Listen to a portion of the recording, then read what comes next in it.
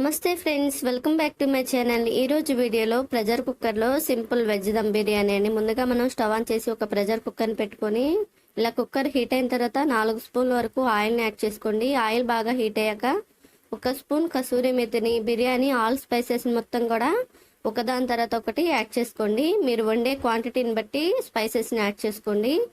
ఈ స్పైసెస్ మొత్తం కూడా వేగిన తర్వాత మనం చాప్ చేసి పెట్టుకున్న ఆనియన్స్ని 1 కప్పు వరకు 4-5 చీలికలుగా కట్ చేసుకున్న పచ్చిమిర్చిని యాడ్ చేసి ఒక 2 మినిట్స్ ఫ్రై చేసుకోండి.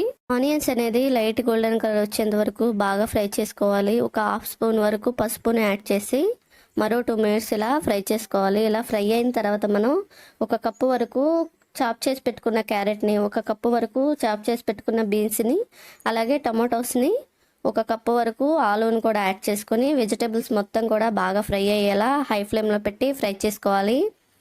ఈ వెజిటేబుల్స్లో మనకి కొంచెం వాటర్ వస్తుంది. ఆ వాటర్ అంతా కూడా పోయి కొంచెం ఆయిల్ ఫ్లోట్ అయిన తర్వాత ఒక 2 స్పూన్ల వరకు అల్లం వెల్లుల్లి పేస్ట్ని యాడ్ చేసుకోండి. అల్లం వెల్లుల్లి పేస్ట్ అనేది ఫ్రెష్గా ఉన్నది వేసుకోండి, అప్పుడే ఫ్లేవర్ అనేది చాలా బాగుంటుంది. ఇలా బాగా ఫ్రై అయిన తర్వాత మనం చాప్ చేసి పెట్టుకున్న పుదీనాని, అలాగే 1 కప్పు వరకు కొత్తిమీరని కూడా యాడ్ చేసుకొని మొత్తం కూడా బాగా మిక్స్ అయ్యేలా ఒకసారి కలుపుకున్న తర్వాత మనం గ్రైండ్ చేసి పెట్టుకున్న కొబ్బరి పేస్ట్ని 1 కప్పు యాడ్ చేసుకొని మొత్తం కూడా బాగా మిక్స్ చేసుకొని, ఇది కొంచెం అడుగంటుతుందండి, అయినా పర్లేదు. ఇలా బాగా ఫ్రై అయిన తర్వాత మనం నానబెట్టుకున్న అరగంట పాటు నానబెట్టిన బాస్మతి రైస్ని 1 కప్పు వరకు యాడ్ చేసుకోండి. నేను ఒక 1/2 కేజీ వరకు తీసుకున్నాను.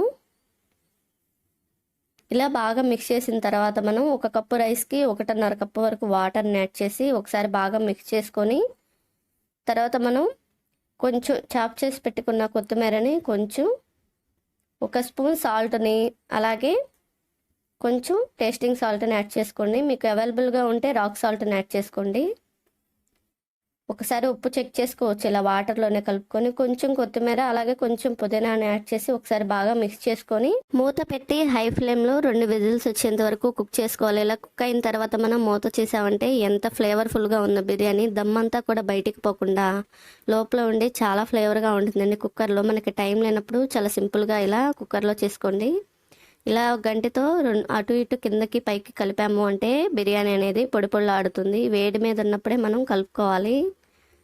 ఇక సర్వింగ్ బౌల్లోకి సర్వ్ చేసుకోండి. ఈ ప్లెయిన్ బిర్యానీ కాంబినేషన్కి మనం స్పైసీ చికెన్ కర్రీ కానీ స్పైసీగా ఉండే కర్రీతో సర్వ్ చేసుకోండి. తప్పకుండా టేస్టీ సండే స్పెషల్ అండి. తప్పకుండా రెసిపీని ట్రై చేయండి. ఈ సింపుల్ రెసిపీ మీకు నచ్చినట్టయితే తప్పకుండా లైక్ చేయండి. మరిన్ని సింపుల్ రెసిపీస్ కోసం నా ఛానల్ని సబ్స్క్రైబ్ చేసుకోండి. Thank you for watching.